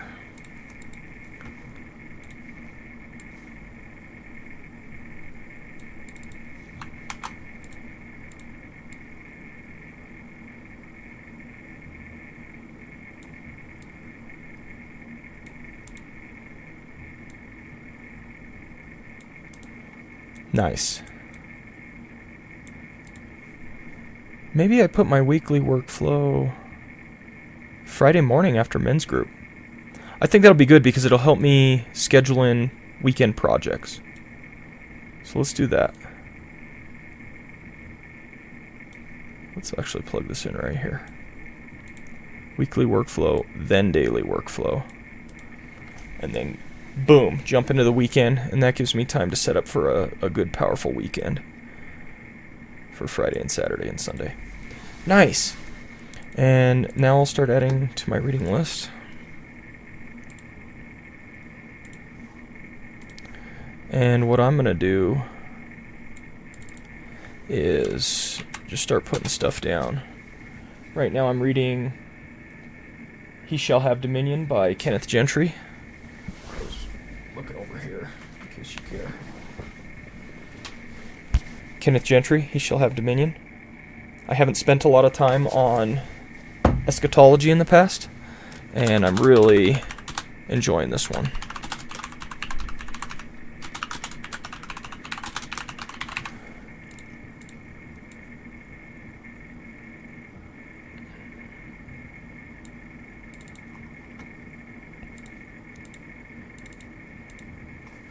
And number 2 has got to be What's Best Next, since I'm using it to help me set up all my productivity.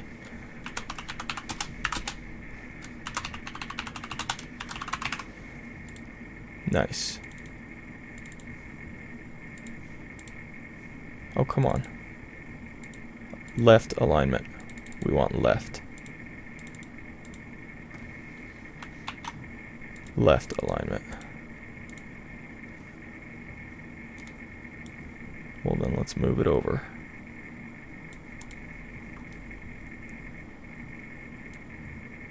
Okay. Alright, guys. Today was a really good session. I finished that sermon. We got 2 chapters out of What's Best Next, and we were able to act on those chapters immediately, get a routine set up. Next, in What's Best Next, we'll get onto the topic of reduce, and so that'll be helpful. And I can start utilizing this as well. I might be on a little bit later. I'm not sure. I've been playing Project Hospital, and so I've already got my sermon done for the week. Let's check that out. Boom. Here's my sermon for the week, completely finished. So I'm really pleased with that. I made a lot of good progress, and I don't have anything further I need to do on the sermon. So I don't need to further the sermon. I've made good progress on What's Best Next today. So I'm kind of in here where streaming and working out and all that stuff happens. And so I'll probably, well, I don't know. I might do a stream a little later, but if so, it'll be a gaming stream. I'll probably play some American Truck Simulator or some Project Hospital. Hit that like button or the follow button if you'd like to catch up with me later. If not, I hope you have a great day, a great rest of your weekend, and I will catch you guys later. Take care. God bless. Bye now.